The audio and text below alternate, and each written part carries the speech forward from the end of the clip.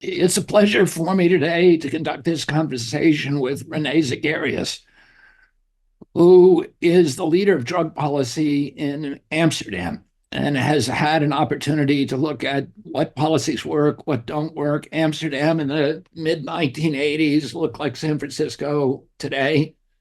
The Dutch government made many of the same mistakes that many of American cities are making today.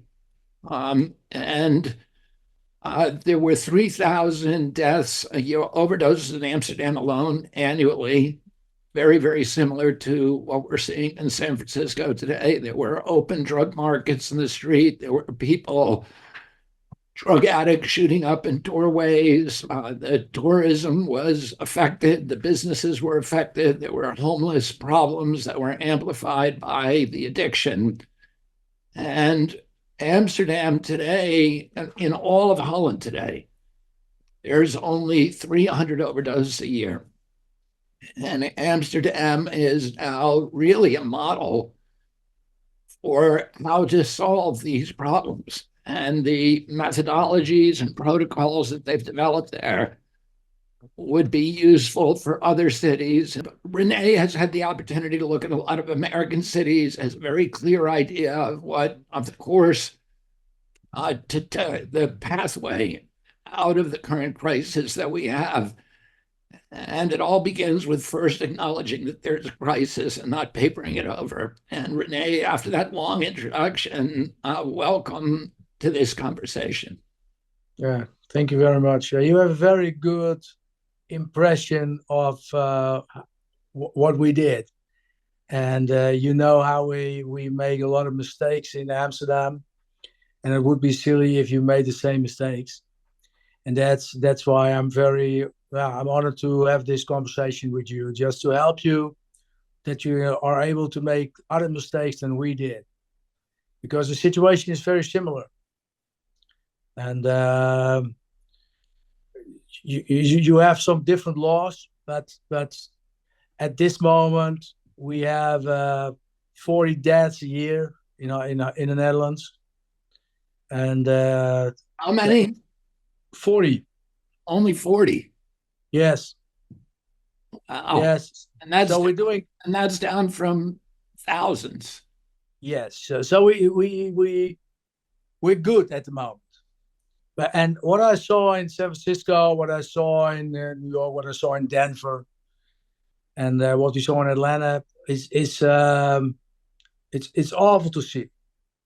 A lot of homeless people, drugs on the street, a drug market on the street, and the police is just walking around. People are living in shelters on the street, and ambulances go on and off for overdoses by opiates. So it's a similar situation.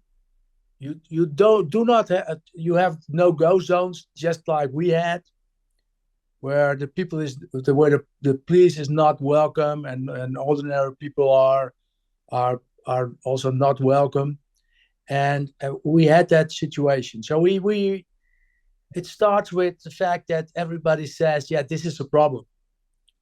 And one of the things that I said to one mayor, I will not tell who it is, but he said, probably this problem is not big enough, otherwise you would have changed it. And that's where it starts. It starts with the fact that you have to acknowledge that there is a big problem, and you have to acknowledge that the government has to step forward, and you have to acknowledge that it's not a problem that you can solve by yourself. You need other parties, other participants than just the health service. You need the police. You need the local government. You need housing corporations. You need sheltering, and all those parties has to work together and on every particular case. And that's what we found out, that if you do case management from out of the government, and you make sure that every particular drug addict is having a plan where everybody sticks to, there are changes to make. I will not going to say that it's going to solve the whole issue, because there's always a rest, but that would be a start.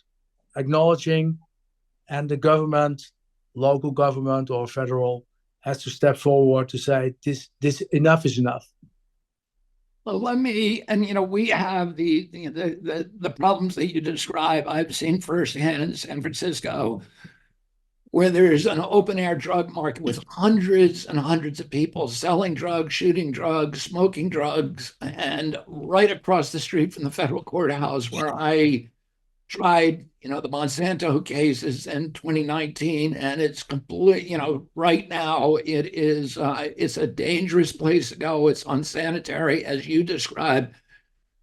There is a steady stream of ambulances coming in and out all day long, picking up. We saw it twice, two ambulances pickups while in the brief time that we were there. A fire engine came by at one point, paramedics. But to describe what your kind of methodology, let me make a kind of an attempt at summarizing it, and then if you can fill in the interstitial spaces or errors that I make in my description. You get the social workers, the addiction specialists, the housing specialists, and the police all to work together. Every addict is picked up, every homeless person is picked up. They're assessed, and some need to go to jail. A small part of them. Some of them want to get help. Some of them are willing to be helped. Some of them should be routed to rehab, and then after the rehab, long-term treatment or housing where they can stabilize and detox and get their lives back on their feet again. And the social workers have to work with police, so that the police aren't trained to deal with this kind of problem. And I saw in San Francisco what you described as the police are standing across the corner doing nothing. And they don't know what to do. And they're not trained what to do. And the social workers have to come in occasionally and say to the police, okay, we'll handle this. You need to back off on this. And then make the assessment and make a determination for each drug addict as to what happens to them, and then we need long-term treatment available that is cheap or free. So, is that pretty much how it works? Yeah, pretty much. You do it. Yeah, pretty much. One of the things that you do not have, and what we use, is what you call tough love. I didn't know what it was, but it's a carrot and a stick. You have to give someone something, but in return you can ask something. And we use it's very useful to let the police be the stick. If you act on what we're saying to you and you make steps, even if they are small, you cooperate with us, and you are willing to change it a bit. Even though that we provide heroin in Amsterdam for people who are not able to stop using opiates. That's also part of treatment. It's one step too far for you, but the tough love thing. The colleagues of police are my best colleagues. They are responsible and reliable, and if they know what to do with someone, they do that. If they know that someone is cooperating with the system, they will help him. And if they know that someone is doing the opposite, they'll also help him, but the other way. So, but everybody knows that. Also, the people who are involved knows that if I do this, that will be the next step, whether or not it's jail temporarily or anything else. So it's very clear what we're doing. And what one of the things that we do is that we examine people by doctors, by psychiatrists, to see whether or not is someone is mentally disabled, psychotic, or whatever, or just using opiates. That's what we do, and that's what we make. That's one of the bricks that we make to build that plan. Because if you make a plan and within after 2 years you find out that someone is mentally disabled, you can't see that from the outside. It doesn't work. It's yeah, it doesn't work for the particular addict, but it's also not working for the system. So you have to find out whether or not someone is a patient and what kind of patient, and you have to make a program, a plan for those particular. But it's also tough love, because the fact that someone is living on the street in a tent, if it's front page in Amsterdam, it's not allowed. It's not allowed to use drugs on the street. And we started as one of the things that we do. We made shelters where they were allowed to use, provided by the government. And that's the things that you can. Yeah, it worked for us. Just to make sure that they didn't overdose, just to make sure they were not on the street when they used, and they had a shower, and we had lots of them. At this moment, we have one of them because of the fact there is no use for that. So all those particular things, the fact that you know 80% of what I'm going to say means that it's not. I don't want to be unpolite, but it's not that difficult. The fact that you understand it and that 80% of what I say is in your mind, and you can say whatever that it's whether or not it's good. So what do these shelters look like, Rene? Because that all kinds of shelters in this country is the price of housing, the cost of housing.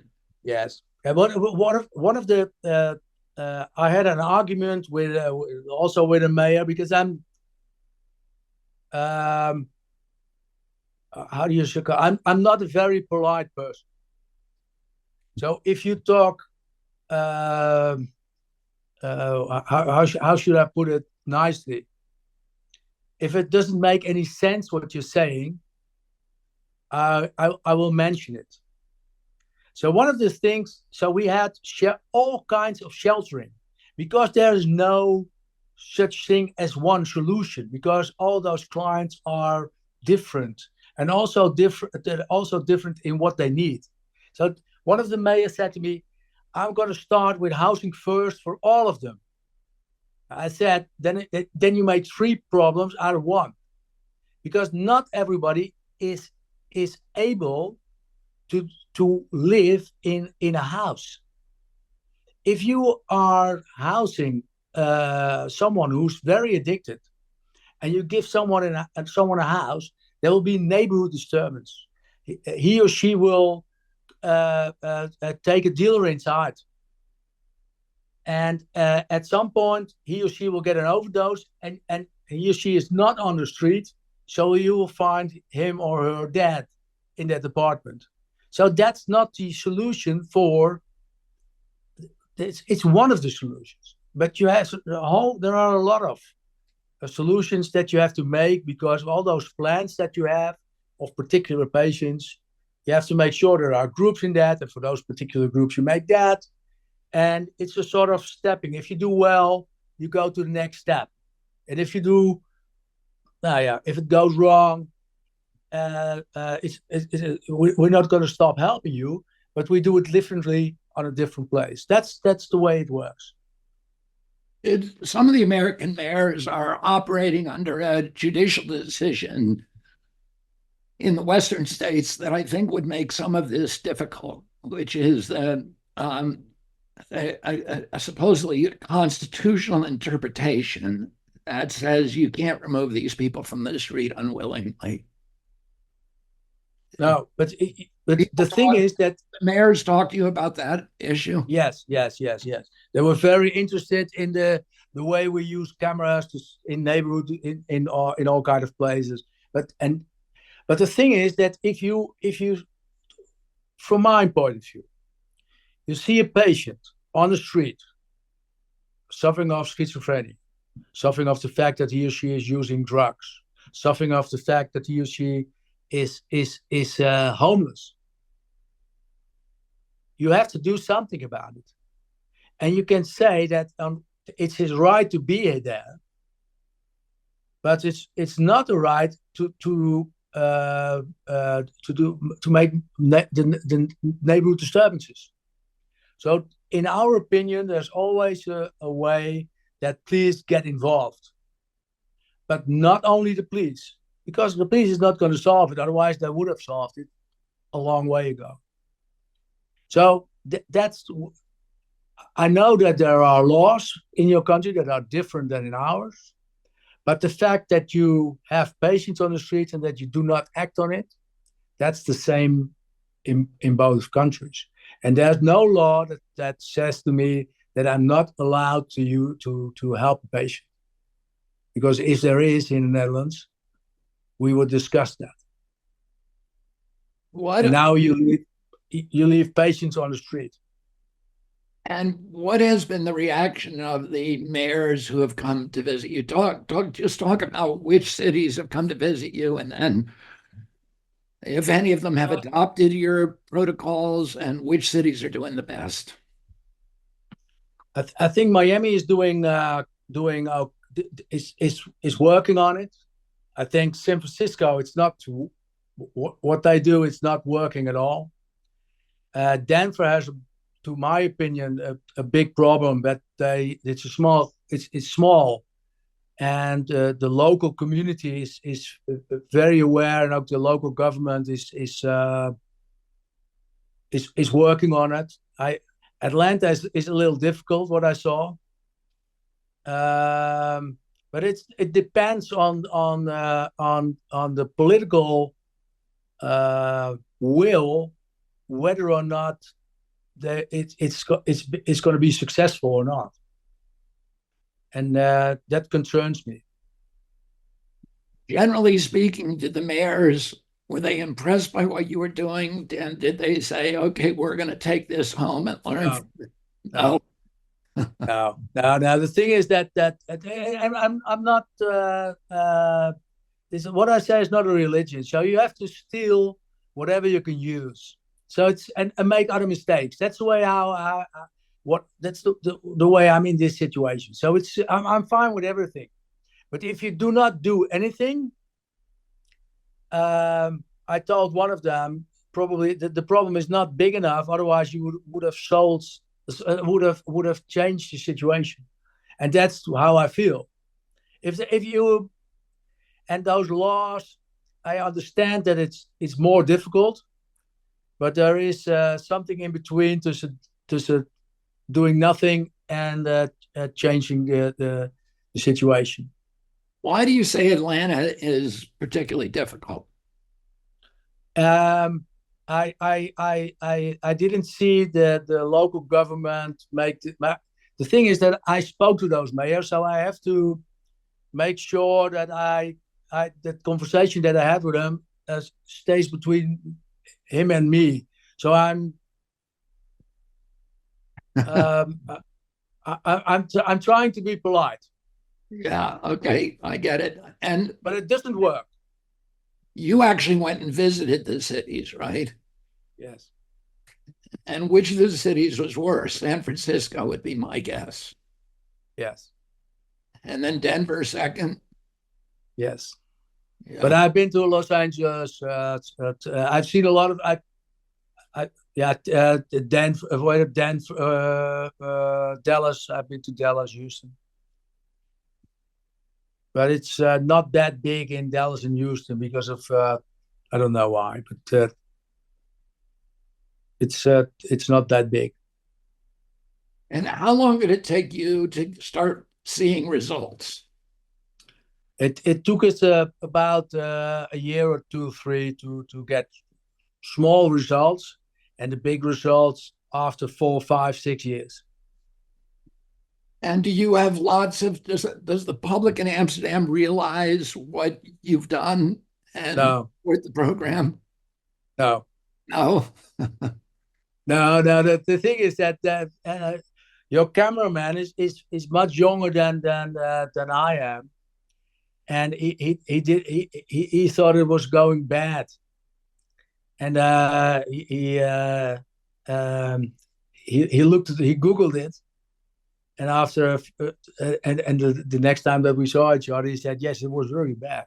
So what we have, we have two things that are important differences. One, we had that situation 30 years ago. And people do not use heroin or opiates because of the fact that they think it's a loser drug. You didn't have that situation. So we think it's a loser drug. My cameraman is not going to start using opiates because he knows it's a loser drug. If you see people who've been using opiates, heroin for a longer period, it's not a very good advertising. So we know that it's a loser drug. And there's another difference in law. When we prescribe opiates because of pain, we have a national-wide registration on who we give opiates, and we are not allowed to give opiates that long as U.S. doctors can. At some point, we have to stop, and if we do not stop, the government will gonna ask us, why didn't you stop the opiates? So that's a difference in law, and a difference in how we prescribe opiates. Are there any drugs that your cameraman considers winner drugs? A Coke. And he's laughing about it because I know what it is. Cocaine is a winner drug. Okay. And But Coke, excuse me? how about mushrooms? Mushrooms, nobody uses mushrooms in the Netherlands because they make you sick. Really? And yeah, they make you sick. Did you? No, I'm not going to ask. But they make you sick. It's not going to work because you have to eat it. Everything that you have to eat, you can't register. How should I put it? It will overcome to you. And at some point you're stoned and you can't move and you have to wait until it's gone. So everything that you eat is now, if you are experienced, I'm not, but if you are experienced, you're not going to eat anything. So mushrooms is not a big thing. Neither is we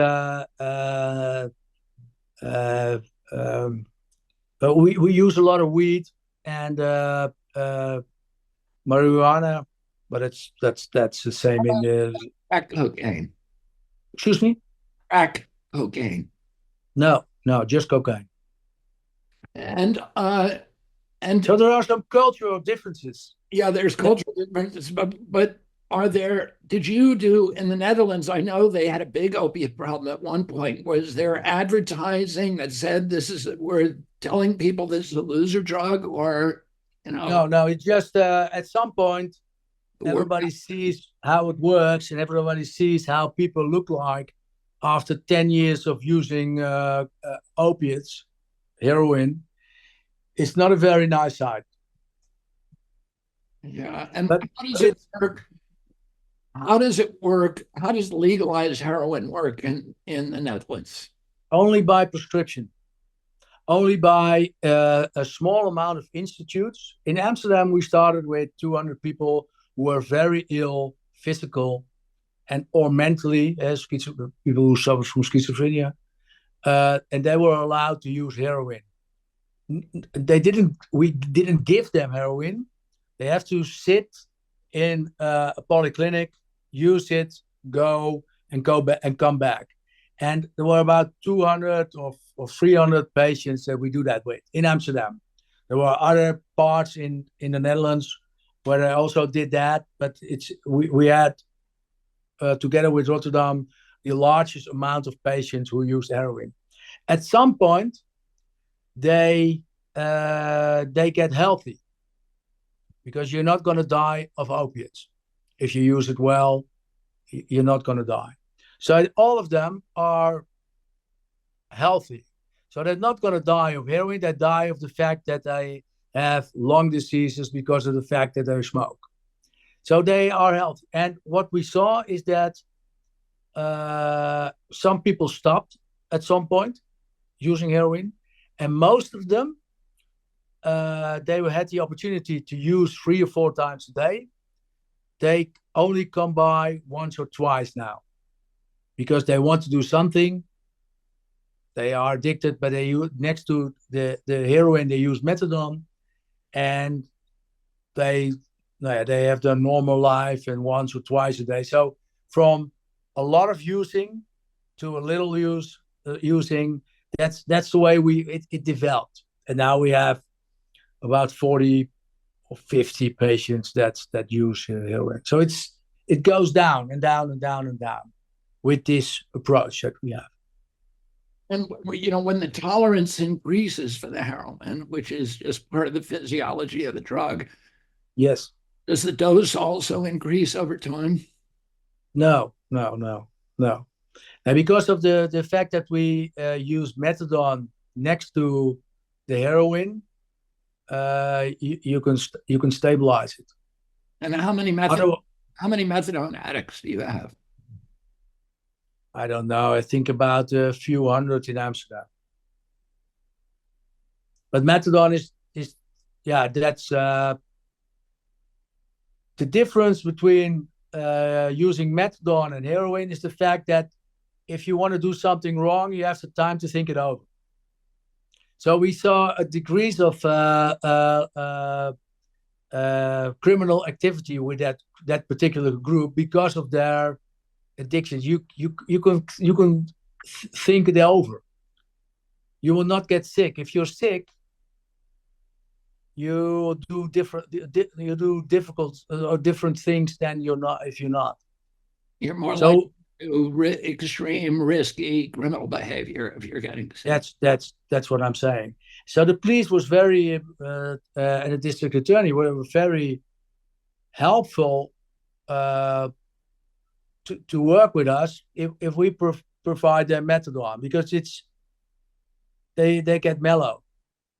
What is Miami doing? Because they seem there's awareness of there's a problem and we have to do something about it.